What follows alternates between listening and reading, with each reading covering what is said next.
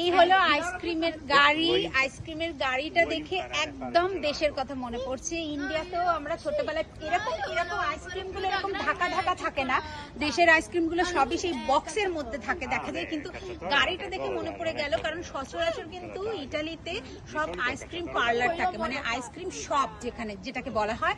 কিন্তু এই প্রথমবার আমি দেখলাম এরকম আইসক্রিম গাড়ি পার্কের মধ্যে এসেছে বিক্রি করতে, খুব স্পেশাল। এবং একদম কলকাতা বা বাংলাদেশে এরকম গাড়িগুলো কিন্তু আমরা সবসময় দেখে থাকি, বেশ মিষ্টি দেখতে।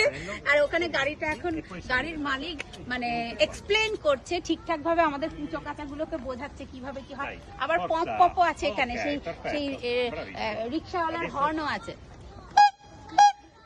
ফানি, অনেক ভালো। একদম প্রিয়ম উঠে পড়েছে এখানে। Il bambino. Tieniti bene. Non ti distrarre, tieniti bene. ভাই ভাই ancora ভাই প্রিয়ম কে বলে জেলাতো?